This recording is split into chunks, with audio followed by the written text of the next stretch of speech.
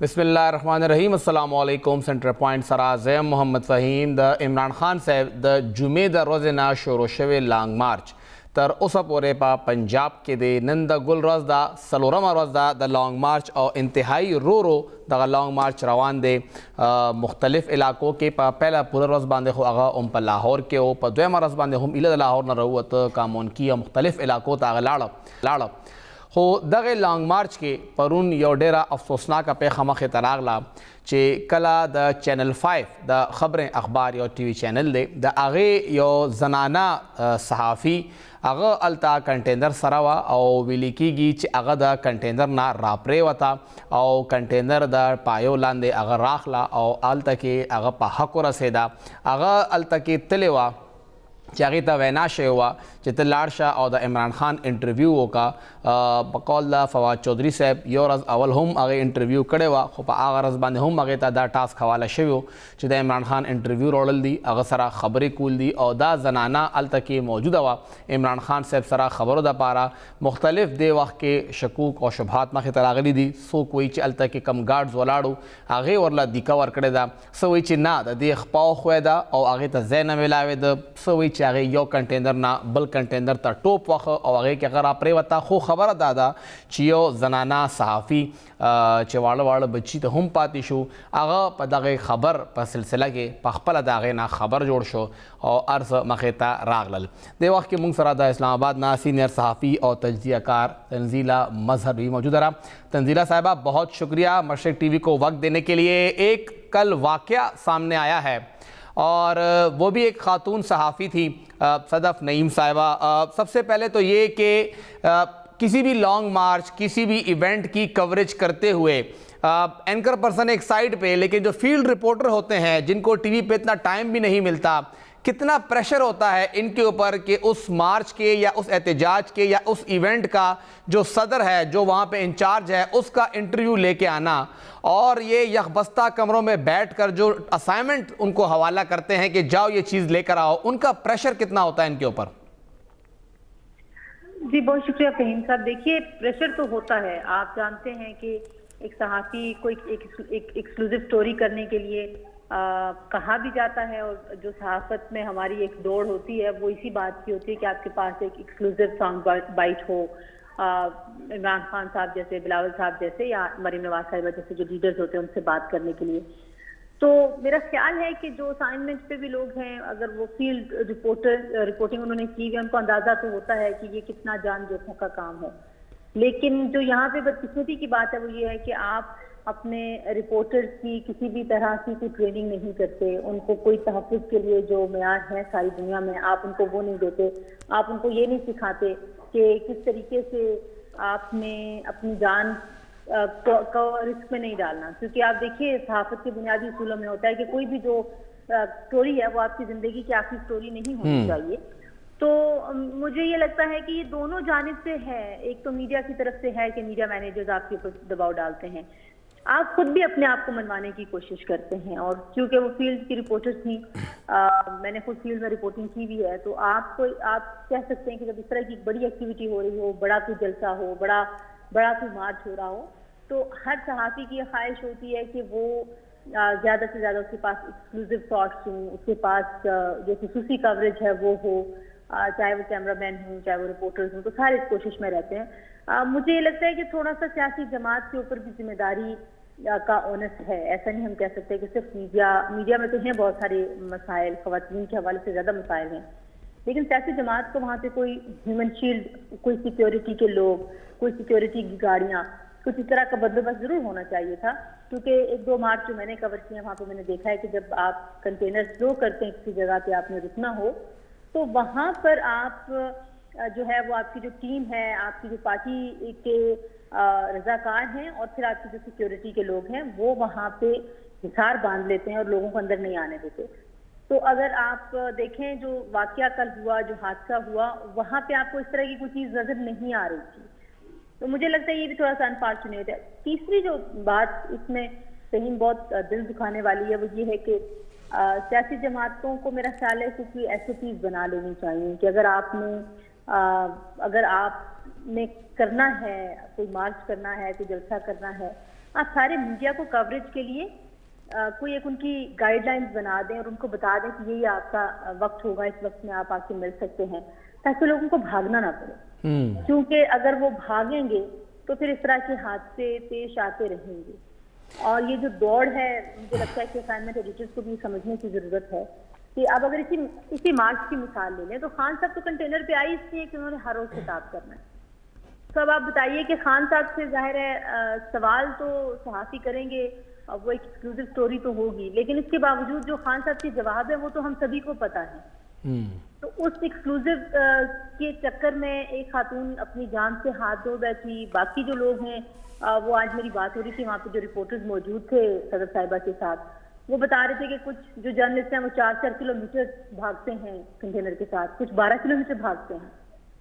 तो ये बड़ा अनफॉर्चुनेट है। मैंने सुना है कि पीटीआई के लोग जो हैं वो पीटीआई के जो लोग स्पेशली मीडिया से डील करते हैं उन्होंने मीडिया से तजावीज़ मांगी हैं।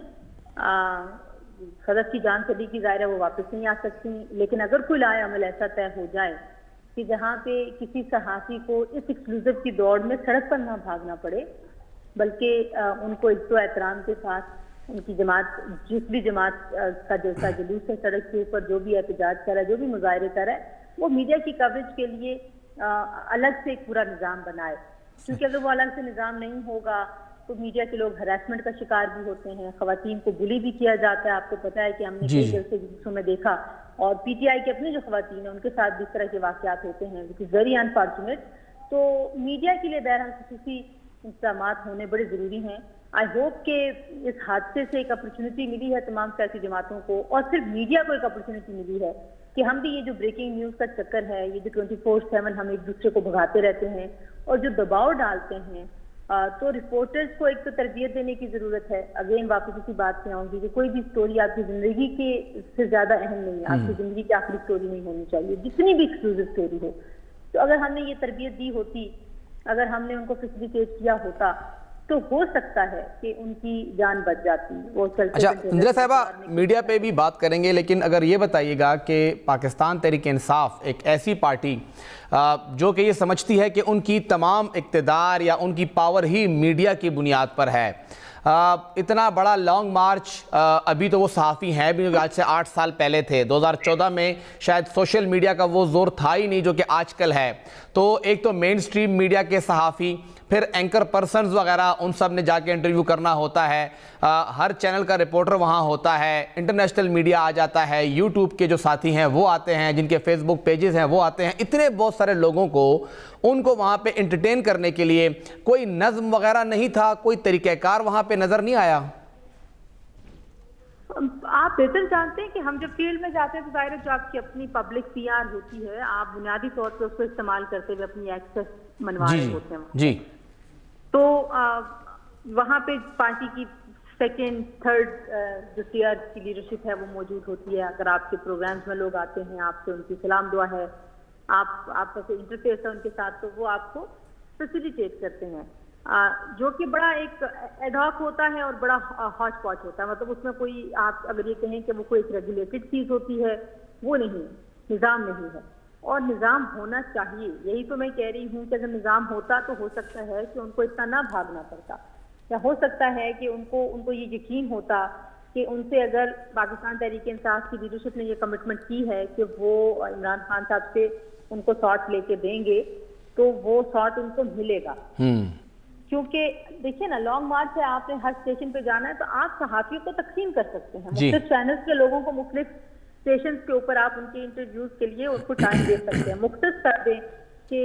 इस 1 घंटे में हमने इन चैनल्स के लोगों से मिलना है, इस 1 घंटे में हमने इन चैनल्स के लोगों से मिलना है। जो बाकी आप खिताब कर रहे हैं, ज़ाहिर है वो मीडिया तो कवर कर रहा है, और सियासी जमातों को मीडिया की ज़रूरत है, चाहे वो सोशल मीडिया हो, चाहे वो मेन स्ट्रीम मीडिया हो,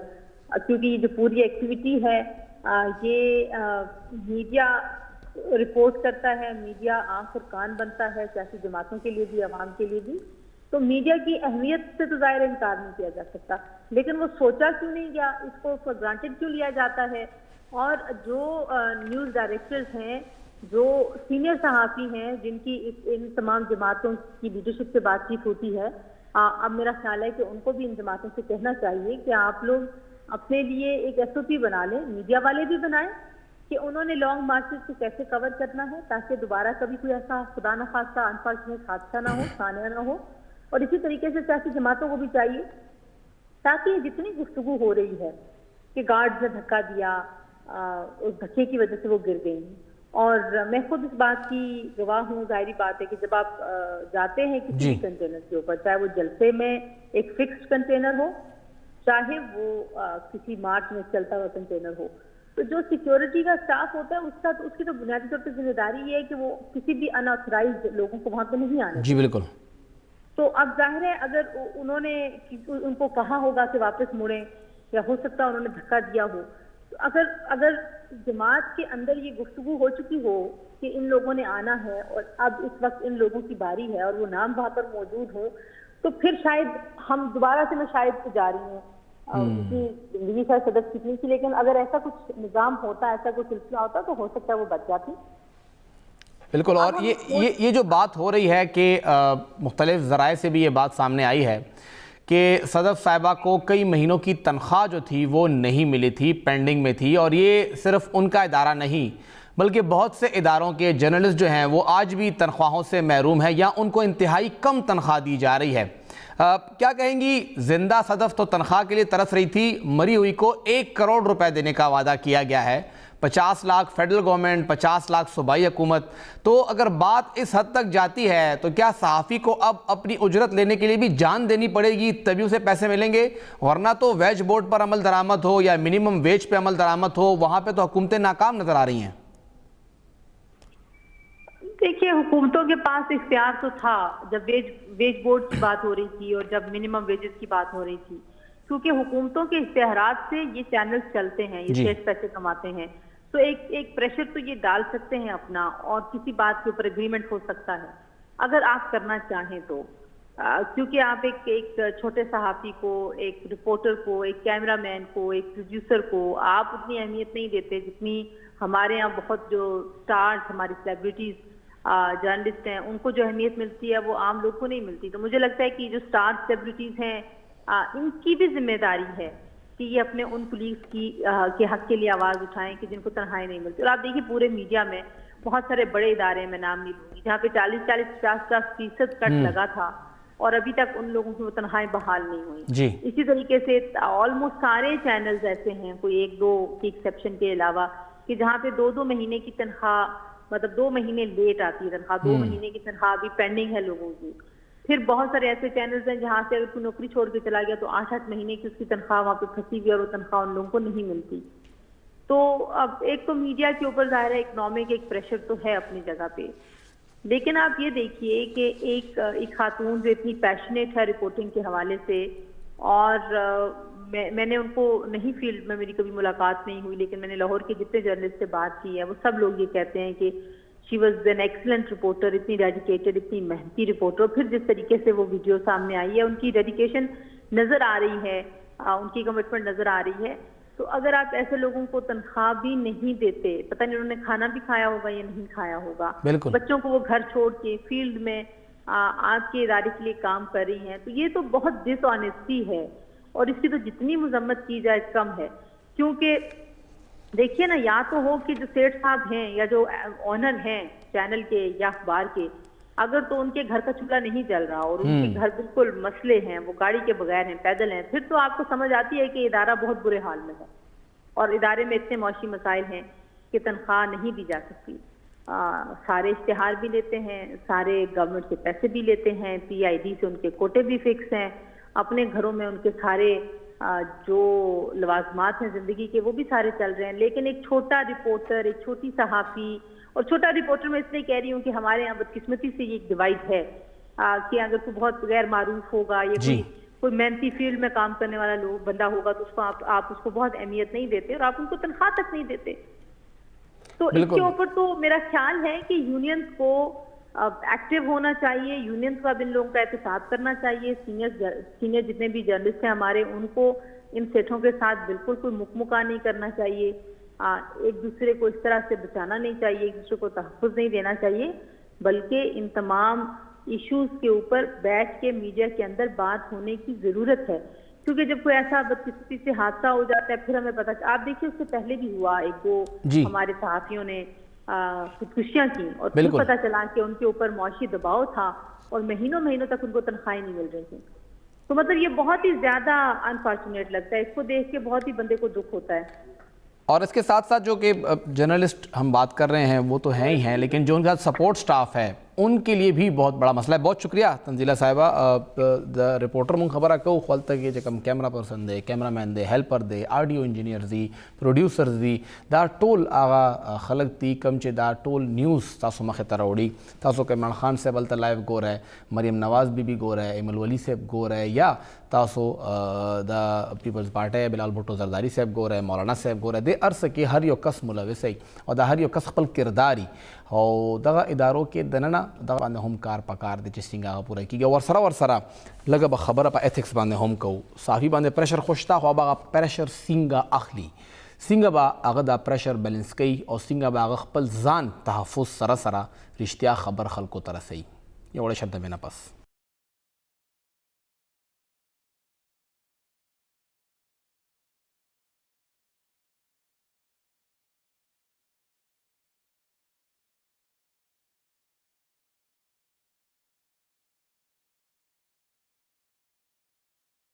तास्ता प्रोग्राम की अजल ब्याह हर कले वायु मुंग खबर कऊ लग्यायु दगा से द लॉन्ग मार्च द धरनो या द कम हम गट इवेंटी दागे रिपोर्टिंग हवाले सरा सहाफ़ियान चरत के अगवी खपल एथिक्स या खपल बाउंड्रीज दागवी ना पातिशी कमज़े के अगवी गलती कई कमज़े के अगवी ता मसला राजी और दा अगवी सिंगा ओवरकम कूलिशी कंट्रोल कूलिशी वले चे द इदारों ना खुद दबाव शता इदारा खुदा हुई चितमाला खनख फुटेज रोड़ा खनख शॉट रोड़ा एक्सक्लूसिव अरियोकार रोड़ा कोई सहाफ़ी चिकम फील्ड के वलाड़ दे अगव सिंगा दा अर्स कंट्रोल कई और अगस सिंगा दा प्रेशर अगस्तीशी पदेबा खबर को दे वक्त के मुंग सर द अमरीकेना द स्काइब दलारे परवेज़ खान से मौजूद दे कमचे पखपला उस्ताद हम दे पर फील्ड के अगा हम जर्नलिज्म करे दे इंटरनेशनल मीडिया सरा नेशनल मीडिया सरा हर मीडिया सरा हुई पा वॉर जोन के हम कार करे दे परवेज़ साहब डेरा शुक्रिया। परवेज़ साहब पहला ने सवाल खुदा परुन चिकमा पेखा उशवा द सदफ नईम हवाले सरा अगवी दा कंटेनर नरा प्रेवतल और ब्या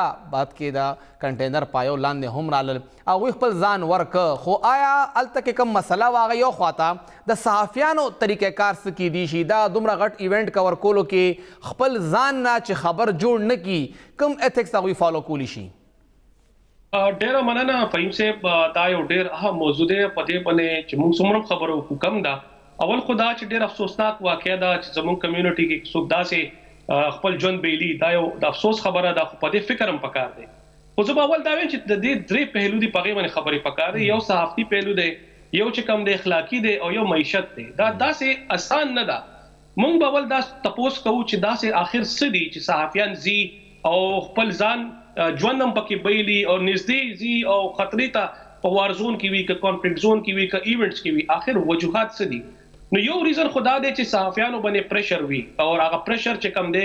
आया मुंग दे दा पारा ट्रेंड यूच दा प्रेशर वाखलू बलदार सहाफ़ियान चे कला एक्शन की वी अगई सेल्फ रिफ्लेक्सिविटी ने वी अगई जान निशी एनालाइज कोले चे दे टाइम के जो सुमरो बो के हम दे टाइम के दा इदारे हम जिम्मेदारी वी चे आया पर डेस्क बने कम कस नास्ते ब्यूरो चीफ नास्ते इदारा नास्ता दा चे अगई एनालाइज की चिदता सुमरा रिस्क थे यो दा खबर मुंग अक्सर इग्नोर को चे सहाफ़ी कला पर फील्ड की वी आगा तद असेसमेंट आगा शांति रिफ्लेक्शन मौका न मिला भी अक्सर नो दे के देर घट रोल पका दे खुद सरा सरा ब्या दगा खबरी चे इदारे से रोल दे द एथिक्स से रोल दे आया मुंगा ट्रेंड यू आया जमुंगा द ट्रेनिंग्स दी हत्तर अगली दी चे मुंग द इनकार आगा इनकार को चे यार दा खुद के खतरा पैदा की मुक्ता दे के मुक्ता जन नो जमुंगा सहाफ़ती गरीबानान मलगरी सहाफ़ियान चे कम मलगरी दी अगी गरीबानान फील्ड तलाड़शी और डेर इश्यूज ची दा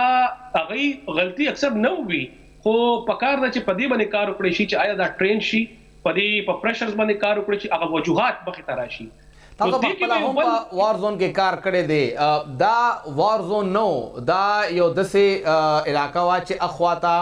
द यो बलना मंडा वहालू चे जबदा गना ज्यादा खसाट रोडमा ख फुटेज बजरा पैदा कोमा अल तक द जन खतरा हम वा नो देखवाता द यो बलना मंडा वहालू के खपल जन बेलल लगभग कंपैरिजन सिंगा दे ओके यारा बिल्कुल द हर यो किस्म इवेंट शो या द कॉन्फ्लिक्ट जोन शो द खपल डायनामिक्स वी कुछ कम रेस की मुंग यू च कम द कमर्शियल एस्पेक्ट दे چیرې مونږ خسته فوټیج واخلو مونږ انټرویو واخلو مونږ خبر بریک کو دغه کې ټول نه غټه مسله راځي خو دا بیا چې مونږ وګورو د صحافتي ذمہداري هم پدې کې راځي صحافي خپل هم ذمہداري دي خو د اداره په کې ډېر غټ انوالومنت وي آیا چې دې کې کمرشل اسپیکټ څومره دی آیا دا صحافي چې دی دا ایز ا پروډکټ استعماليږي چې بس ته واسطه وا ته لاړ شا فوټیج راوړه او کلاړو نو ریپلیس پشي بل سړی براشي نو آیا دې کې اوس مونږ ته څه پکار دي یو ټیک شو بنم چې صحافیانو خپلم غلطي وي اسسمنٹ کې کمی وي اکشن ته نږدې لاړ شي خو زما په خیال دا کلیکټیو ریسپانسیبিলিټي دا او پدې کې د معیشت ډېر غټ رول دی آیا جرنالستیک ادارې چې کم دي هغه کمرشلیزم اسپیکټ د ریسپانسیبিলিټي په ځای سیوا کړي دي کنا اوس هم چې کم دي صحافتي معیار زموږ هغه عمر دي چې نه موږ نه کمرشل اسپیکټ او جرنالستیک ریسپانسیبিলিټي موږ بیلانس کو نو دې کې دا خبرې راځي چې اکونومکس ډېر غټ رول پلی کوي اکثر موږ ګورو صحافي جوان بیلی هغه ریپلیس شي او چې کم نقصان یې صرف دغه کور والو هدا پوری پاتې شي څه کلیکټیو ریسپانس ناراضي نو زما په خیال کلیکټیو ریسپانس لپاره ټول اهم خبره ده چې دې کې زموږ سینیئرز زموږ د پریس کلب زموږ چې کم جرنالستیک اکیډمیا ده دغه سره رول پدې کې تاسو په خپل پرویز صاحب عمدغه ریپورټینګ کړي د صحافتي تنظیمونو سره پاتې او د وخت کې په خپل ټیچینګ شوبې سره هم وابسته او تاسو ته یو ایکسپوجر هم شته چې مختلف ملکونو ته تللی جرمني برتانیا امریکا دا راته وایي چې کوم کمپیریزن کوو د جرنالست ایز ا پروډکټ تیارولو کې هغه کې د اکیډمیا ذمہواری هم ده هغه کې د یونین د پریس کلب ذمہواری هم ده مونږ د باقی دنیا نه څومره شاته یو او چرته ولاړ یو اگر مونږ ټریننګ حواله سره ګورو او سوفیسټیکیشن حواله سره ګورو نو کې دي شي مونږ دا وایي چې انفراستراکچر موږ ډېر شاته یو او ورلد وایډ وګورو ټول دنیا کې چار چاپیرا حالات ډېر ګډوډ دي امریکا کې وګوره ک انډیا کې وګوره صحافیان هر ځای کې په ټارګټ دي او دا به وی ورلد وایډ چې کم ځای کې صحافیان وی هغه ته چیلنجز وی په مختلف شکل کې زمونږ چیلنجز لکه مختلف پدې دي چې مونږ ته انفراستراکچرل چیلنجز دي مونږ ته چې ګورو فیلډ کې بل شان چې موږ ګورو سیاسي چیلنجز موږ ته بدل دي کانفلیکټ چیلنجز موږ ته بدل زمونږ ډاینامیکس د نور دنیا نه بدل دي خو کوم دا وایو چې باقي دنیا کې هغه سټانډرډز فالو کوي نو بالکل هغه کوشش کوي خو د میډیا د کمرشل اسپیکټ د میډیا د چې کوم کوماډیفیکیشن اف میډیا د کم خبره ما وکړه چې صحافي ایز ا پروډکټ استعماليږي نو دا ورلد وایډ فینومنا ده چې پاکستان نه پورې محدود نه ده صحیح یو صحافي آیا دومره توان لري چې هغه سيناریو کې دننه که برنه پریشر رام شي خو چې خپل ژوند اول کی دي یا خپل هغه صورتحال اول کی دي انکار کولو د پاره دغه صحافي الته ولاړ دی په ګراوند باندې حالاتو نه خبر دی څومره به هغه صحافي مونږه انکریج کولی شو یا سټرنتن کولی شو چې هغه الته انکار وکړي چې نه زه دا یو انټرویو دغه یو سارت یا دغه فوټیج نشم راوړی ولې چې دا ایتیکلی مورلی یا الته زما صورتحال سره نه مینج کیږي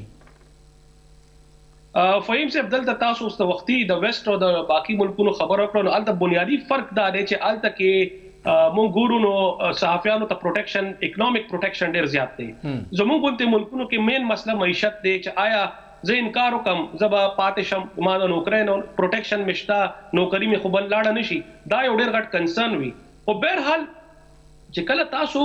په دې پوزیشن یې چې تاسو غنئ چې تاسو دا کار اوس منل کیږي او تاسو ریزिस्टنس کولای شئ تاسو خپل خبر نو پکار نه چې دا انکار مخې ته راشي اکثر مونږه خپل ما تخپلم داسې یو څو واقعیت یاد شي چې مونږ ته دماکه شوی دا ال د زنانه جاړي تاسو لاړ چې د دې فوټیج وروړي نو ما غوښنه اجازه واغست غوښ انکار وکړو نه مونږ نه درکو په دې باندې زما بیورو چیف هم خپه شو خلک خپه شو خو زه په دې پوزیشن باندې هم ځکه امپاورډ وم خو هر یو کس امپاورډ نه وي او دا یو غټ چیلنج دی دا بیا مونږ خبره کرا شو نو صحافت کې ملټي ډایمنشنل اپروچ پکار دی دا سیسکولو د پاره بالکل پکار دی د انکار ډیر ضروری ده په دا چې صحافي مرشي خو آیا هغه پوزیشن باندې صحافي وي آیا هغه په دوره پریویلیج لري چې هغه دا انکار وکړي بیا هم اداره کې پاتې شي دا یو اهم سوال دی اخرنه سوال مونږه چې کم دی وخت کې صحافیان فیلډ تر وباسو مختلف یونیورسيټیانې دي الته کې بي اس پروګرام دی ام اس پروګرام دی پی ایچ ډی پروګرام دی آیا الته کې هم څه جدت راوړل غواړي چې مونږ کم صحافي بار میډیا تر وباسو فیلډ تر وباسو هغه دومره امپاورډ دي څنګه تاسو خپل ځان یاد ک چې هغه بیا الته انکار کولو پوزیشن کې وي بالکل فهیم صاحب یو خو پکار دی چې د اکیډمیا او چې کم فیلډ دی دا غي پمنس کې چې کم دی لارې نږدې کړي شي ایکسپرټس هم راځي ډسکشن کیږي خو د اکیډمیا خپل یو ډېر ښایسته رول دی هغه دا دی چې لیټرري سنس ډیولپ کول کریټیکل سنس ډیولپ کول صحافیانو کې هغې دپاره کتابونه ویل فریم ورکس ویل د دنیا غټ غټ رایټران ویل هغې نه پس صحافت چې کوم دی د هغې معیار هم اوچتېږي او صحافي خپل ویژن هم پټېږي نو که موږ دا ووایو نو د لیټریچر ډېر غټ رول دی پکار دی چې اکیډمیا کې موږ په لیټریچر باندې ډېر فوکس وکړو چې سبا له موږ وګورو چې یاره جرنالیزم دا خو نه سم میکانیکل شی نه دی سم ماشین نه دی چې کیمرا دی آن کړ ریکارډ دی کړه خو دا یو هیومنسټک پرسپیکټیو وي او هغې دپاره د لیټریچر رول ډېر زیات اهم دی چې ته هغه مخې ته روړې او هیومنایز کړي څیزونه لکه چې موږ انسان له کوریج ورکو اوس ایونټ له کوریج ورکو خو د انساني پرسپیکټیو نه پکار دی نو هغې دپاره د لیټریچر رول به زه ګڼم چې ډېر اهم دی چې موږ اکیډمیا کې په دې باندې فوکس وکړو ډېره شکریه پرویز خان صاحب تاسو مشرق ټي وي له وخت ورکړو څنګه هغوی ذکر وکړ چې د مشین نه صحافت رایستل غواړي مونږ صحافت ته د یو مشین په نظر ګورو چې مونږ سره کیمرا ده مونږ سره موبایل دی مونږ سره اکوپمنټ دی مونږ ډېر ښه صحافت وکړو خو صحافت په دې عرصه باندې نه کیږي دا به یو ډېر HD کوالټۍ کې ویډیو ریکارډ کړي خو ویډیو کې دننه دي څه یو هیومنسټک مطلب یو انساني سوچ هلته کې پکار دی انساني زاویه هلته پکار ده او د انسان د نظر نه هغې مسلې ته کتل پکار دي چې هغه څنګه هغه صحافي هلته کور کولی شي او هغه څنګه هغې ته کتی شي او څنګه ذکر وشو چې صحافي ته دومره اهمیت ورکول چې هغه بیا هلته کې ودرېدي شي او هغه ججمنټ کولی شي چې آیا زه به دا ایونټ کور کوم یا نه ریکارډینګ کوم یا نه هغوی مثال هم ورکړ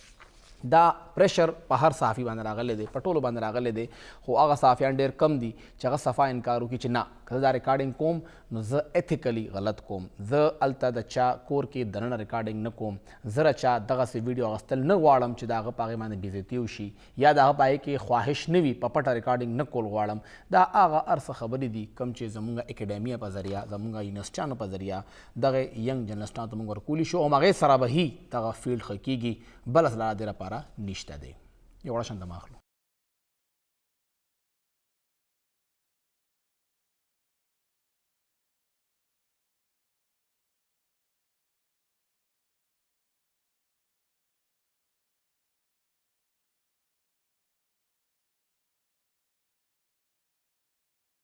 تاسو ته پروګرام کې یو ځل بیا هرکلی وایو اوس به خبره وکړو د لانګ مارچ حوالې سره لانګ مارچ پرون لږ د وخت نه اول ختم شو خو دا د وقفو لانګ مارچ د وخت کې روان دی په وقفو روان دی ټایم ورکړی شي چې سهار 11 یا 12 بجې راغونډ شئ او ماښام مونځ نه پس ټول واپس خپل کورونو ته لاړ شئ عمران خان صاحب دغه 5 غنټې هلته په کنټینر باندې تیر کړي او بیا خبره ختمه شي او دا لانګ مارچ بعد جمعې پر ورځ د راولپنډۍ حدوده پورې رسی مطلب د اسلام آباد انټری کول نه دي هغې بالکل چې کوم داخلي لاره ده هلته به ټول ودرېږي او دا به هغې ځای پورې رسېدل وي د خیبر پښتونخوا ټولو قافلو ته ټول مشرانو ته وینا شوې ده چې هغوی به هم ځان ټیکسلا ته رسوي او که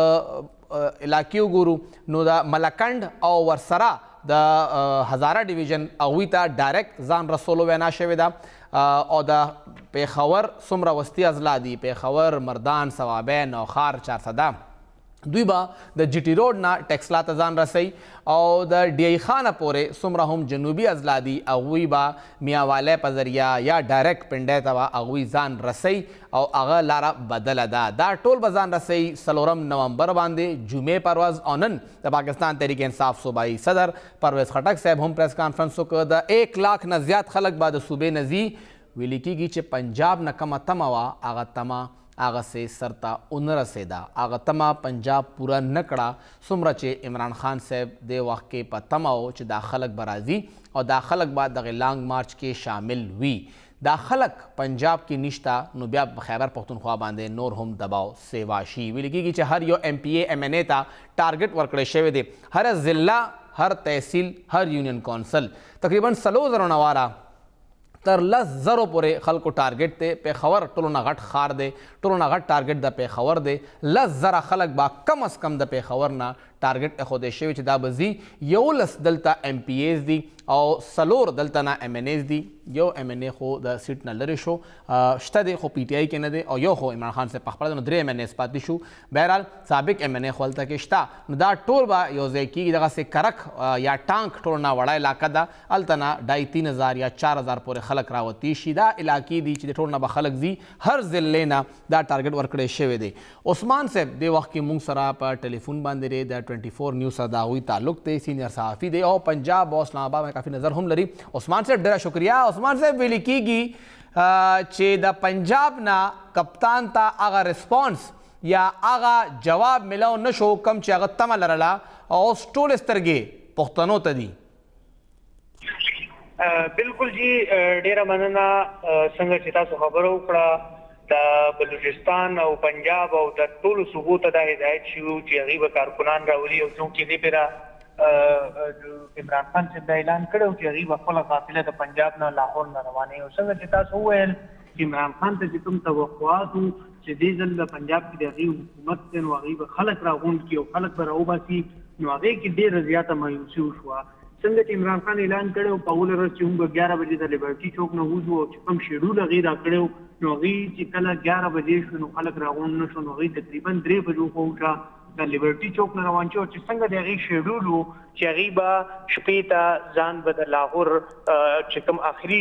जेद अल तबजान रा रसीख वगी उन रसीद खलक नो अगी काफिला पोस्टपोन प्रो नेक्स्ट डे तकड़ा और संगत चिता सुदाऊ ची जुमे तबागुई रावलपिंडी तरस नो चिकम स्पीड के गीर रवान दी नो मा तदा नखकारी ची गरीब जुमे परज इस्लामाबाद की हदूद ता राउरती या गुरसीदे शी जकची यो को पंजाब हमेशा पीटीआई ची कल पजड़क कुम कता सयादी कम पीटीआई लॉन्ग मार्च कड़ो नागी कुम टोलो नजियात स्ट्रेंथ जो हर खैबर पख्तूनख्वा हो दा गजलुम मा तदा जखकारी ची उसम इमरान खान ची कम टोटल इन्हिसार दे द इस्लामाबाद द पारा अगर सिर्फ और सिर्फ केपीके बांधे दे जिका पंजाब ने जिकम खलक राजी लक लाहौर लिबर्टी चौक में जो रवान शु शादरी तो रसे तो अंदाज लाहौर खलक हो शादरी न रस्ते इश्पा लाहौर खलक वापस लाड़ दरज शादरा और शादरी से जिकम करीबी जिला दा तहसील फिरोजवाला दा शेखुपुरे तहसील ले शेखुपुरे दा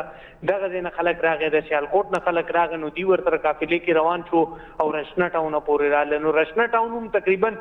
द लाहौर आखिरी जे हालांकि पदरे मशपा बद गीर په مرید کې نه بهر نو غیر رشنا ټاون پورې صرف ورسېدل او شپه وکړنو خلک واپس دي د پنجاب خلک هغه د عمران خان په قافلې سره اسلام آباد ته نه دی روان هر لیډر دا کوشش ته چې هغه په اضلاع کې کله دا مارچ تیریږي نو भरपूर خلک راولي او هغه کوم او بیت مایوسی شو چونکه اوس عمران خان ته د هم د حالات او اندازو شو نو هغه هدایت او خپل ټول ثبوت او بالخصوص کوم خصوصي صوبه د کې پی کې هغه ته هدایت او کوم تاسو به خلک راولای او ډیزل چې کوم ماته حالات ښکاری که تاسو په کنټینر باندې وګورئ نو اسد کیسر صاحب د صحابین تعلق دی هغه عمران خان سره په کنټینر موجود دی داسې شهریار افریدي شو نور چې کوم لیډرشپ دی د کې پی کې هغه ټول پنجاب کې دی او د بلوچستان او د سندوم لیډرشپ په پنجاب کې لاهور کې غي سره دی نو داوم یو لمحه فکریه ده چې کې پی کې نه خلک سوق راولي دی هغه قیادت به سوق ځکه صحابین خلک راوځي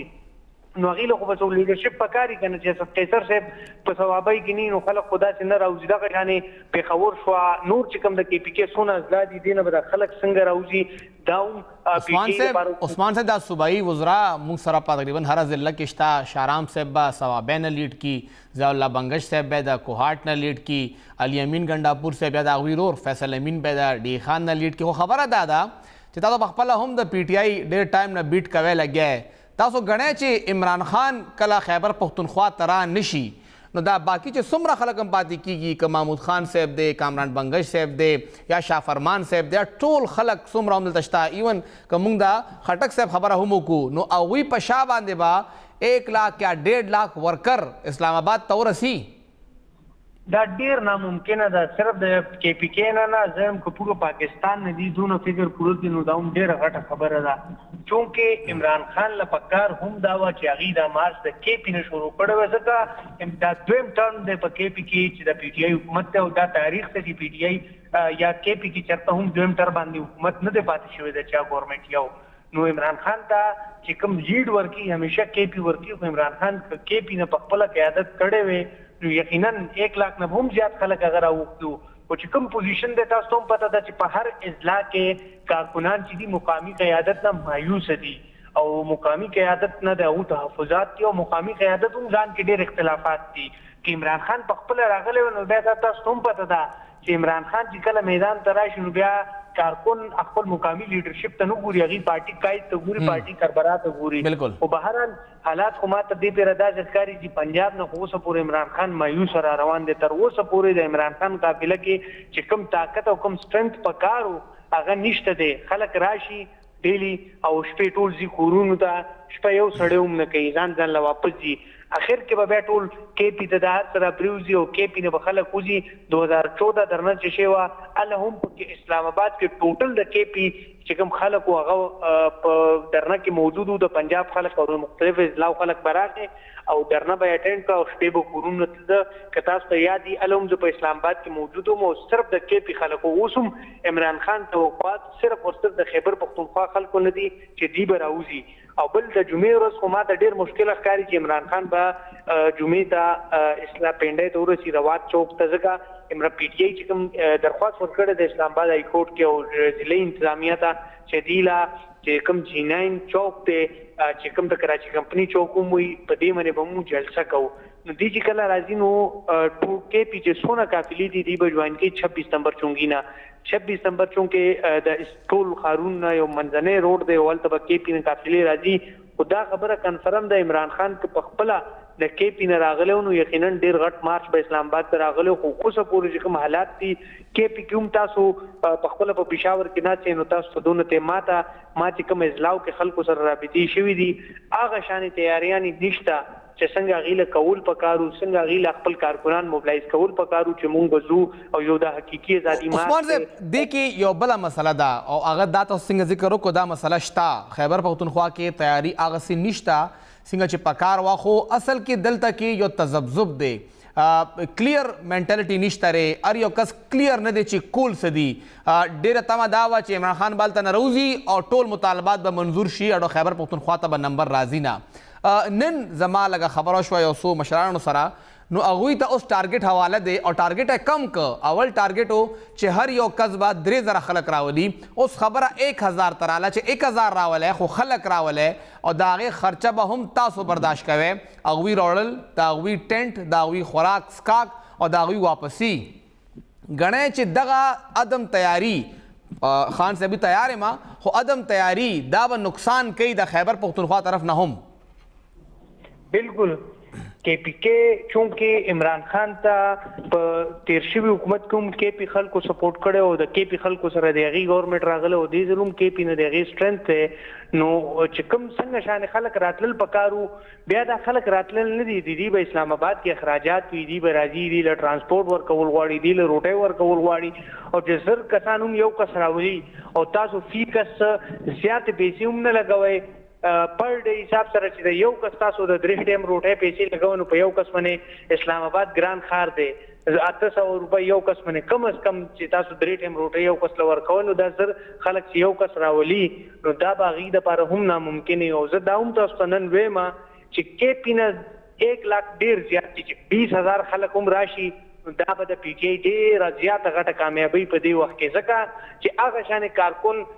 مقامي قیادت سره په رابطه کې نه دی او مقامي قیادت هم دا څنګه چې تاسو هم ووایئ موږ هم دا وایو چې PTI دا سوچ چې موږ به د لاهور نه راځو ورو به راځو چې څو اسلام آباد ته رارسو، هغې نه مخکې به چې زموږ کوم مطالبات دي هغه به ومنلی شي. اوسه پورې چې کوم هغې سټرنث دی نو هغې نه دا نه ښکاري چې د هغې مطالبات به دونه زر ومنلی شي یا به. عثمان صاحب اخرنی سوال،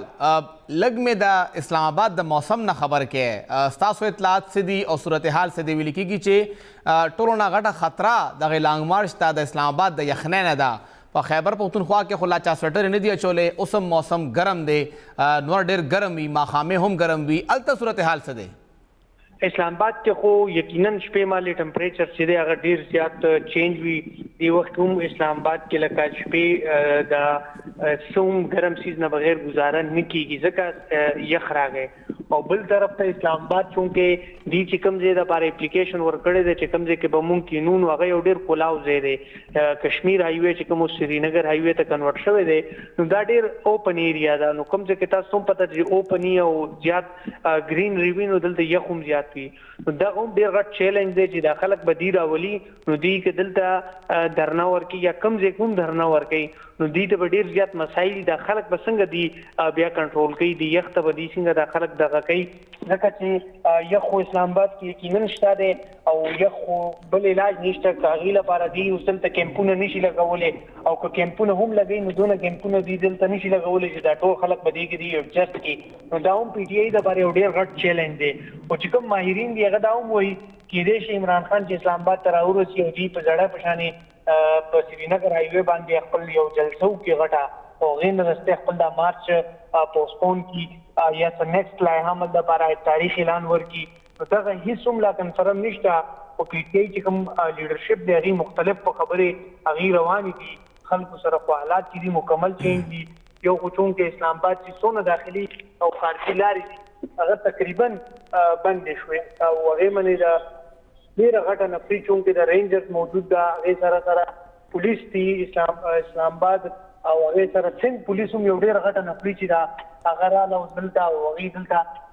چارج یې واخیستو او دې خلکو دپاره دا هم ډېر غټ چیلنج دی چې آیا دوی به د اسلام آباد په دې حدودو ته داخلېږي څنګه او که اسلام آباد حدودو ته داخلېدو کې کامیابه شو نو هغې دې دپاره ډفرنس پوینټ جوړ کړي دي اسلام آباد ته د راتلو مختلف لارې دي خو هغې هر لاره کې ټولو نه ولنه د اسلام آباد پولیس چې کوم اهلکار دي هغې دي بیا ورپسې سند پولیس دی بیا رینجرز دي نو دا هم دوی دپاره ډېر غټ چیلنج دی چې دوی به اسلام آباد ته څنګه راځي او که اسلام آباد ته داخل شو نو هغې نه رستی بیا دویم غټ چیلنج دا دی چې دوی به ټمپریچر چې کوم ویدر دی دا به څنګه کنټرول کوي آیا دې دپاره څه حکمت عملي د اوسه پورې خو نه اسلام آباد کې د پی ټي آی څه اکټیویټیز ښکاري او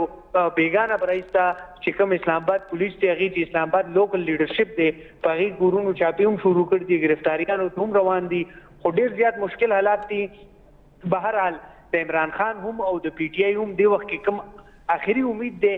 کارکنانو په حواله سره هغه کے پی دی او کے پی که موبلایز نشوه او کے پی چې کوم لوکل لیډرشپ دی هغې ځان کې متحد نشو او خلک یې راونه وخو نو بس بیا به دا چې کوم حقیقي ازادي مات دی نو دې نه به د پی ټي آی ته ډېره غټه مایوسي او پی ټي آی ته هم دا توقعات دي چې دې ځل به د کے پی نه خلک راوځي او کے پی کې مقامي سطح باندې هېڅ تیاریانې نشته څنګه چې هلته خلکو له موبلایز کول پکارو ګیدرینګز پکارو او ډور ټو ډور کمپین پکارو د خلکو وښکل لا چې راځئ او مارچ ته بځو دغه شانې صورتحال دې وخت کې بالکل پکې عثمان صاحب دا لږ ډېر شوی دی